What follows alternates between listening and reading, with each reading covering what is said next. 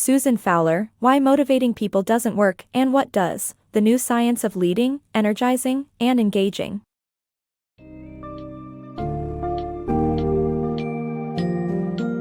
Discover the new science of leading, energizing, and engaging employees in Susan Fowler's Why Motivating People Doesn't Work and What Does. Delve into the misconception of motivation being a product of external rewards and explore the true essence of motivation as an intrinsic element of human nature. The book tackles the motivation dilemma leaders face, sheds light on the two types of motivation, and uncovers effective motivation techniques based on hope, promise, and the psychological needs of autonomy, relatedness, and competence, ARC.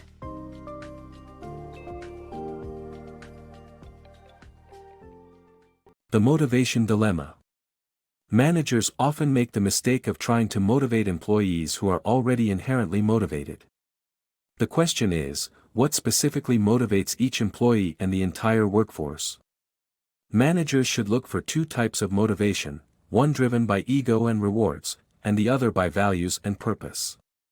The quality, depth, and nature of employee motivation should also be considered. The responsibility to motivate others is a dilemma faced by leaders as it is something they cannot do. Instead, they should find ways to inspire and facilitate the employee's intrinsic motivation. The limits of carrot and stick approach. This book's summary illuminates why the carrot and stick approach falls flat in fostering long-term motivation.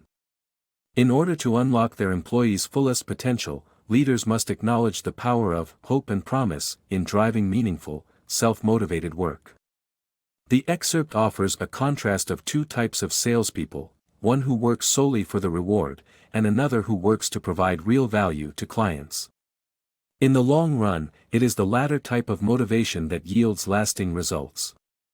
The summary cites scientists and scholars who have studied effective motivation, including Drs. Richard Ryan and Edward Deci, and emphasizes that people must motivate themselves rather than being motivated externally.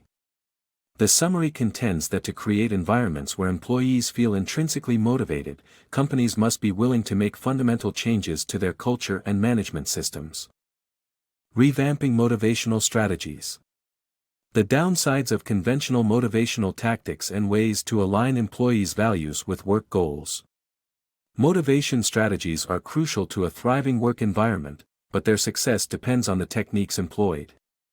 The use of rewards as motivation can be counterproductive. However, offering rewards may become necessary in certain situations when people are unwilling to do the right thing. It's the leader's responsibility to set clear goals and deadlines, but employees should self-motivate to achieve them without any coercion. Leaders should prioritize aligning employees' values with work goals for mutual motivational benefits. Different generations have disparate values, therefore, understanding and uniting those values is essential for managing them effectively. Motivational contests are short-sighted and lead employees' focus away from long-term goals. Winning is not the ultimate goal and does not motivate superstars, who have a quest for excellence. Superstars derive pleasure from their prowess, not solely winning. To sum up, leaders should remember that values count most of all. Rewards should only be used as a last resort, and motivational contests are counterproductive. The motivation dilemma. Managers are faced with a motivation dilemma because motivating employees to work hard is impossible. The mistake is thinking that people are not motivated when they are just longing to meet needs that they cannot name.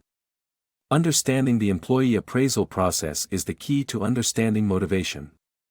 Employees appraise things according to what matters to them, which may be different from what is important to managers and corporate leaders.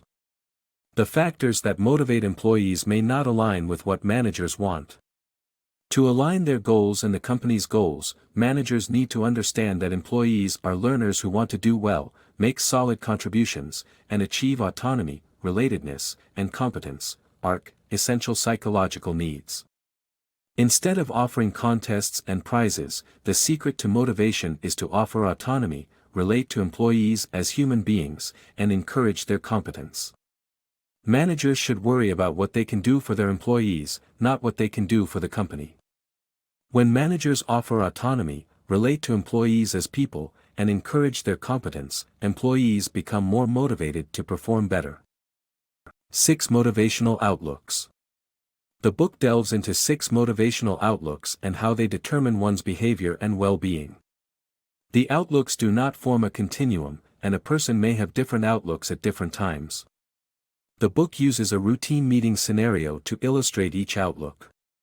The first 3 outlooks are suboptimal and represent low-quality motivation or junk food, while the remaining 3 are optimal and serve as health food. The latter generates high-quality energy and positive well-being that leads to sustainable results. The book emphasizes that a person's leadership values are determined by the quality of their beliefs, which ultimately affect the quality of the workplace they create. The problem with external motivators. Organizations often rely on external motivators like money, status, and fear to influence employees. However, these motivators work against employees' psychological needs for autonomy, relatedness, and competence, ultimately undermining motivation. Great leadership includes being a role model and avoiding the use of external motivators that rob employees of autonomy. External motivators convey a self-defeating message of, "If you do as I say, then I will reward you," which only gains temporary support and creates resentment. It is crucial to prioritize intrinsic motivators to promote long-term motivation and employee satisfaction. Motivating employees with ARC. Organizations often prioritize what their employees can do for them, but true motivation lies in addressing what managers can do for their employees. This means promoting autonomy, relatedness, and competence, ARC, within the workplace. Companies that focus on these 3 psychological needs benefit from self-governing employees who value accountability, strong personal relationships, and continuous learning. By avoiding a narrow focus on productivity and results and instead emphasizing ARC, employees' desire to thrive is met, leading to greater motivation and exemplary citizenship behaviors. To implement an optimal motivational strategy based on ARC, leaders must model this attitude to create a defining characteristic of the organization, resulting in a win-win-win for employees, managers, and the company.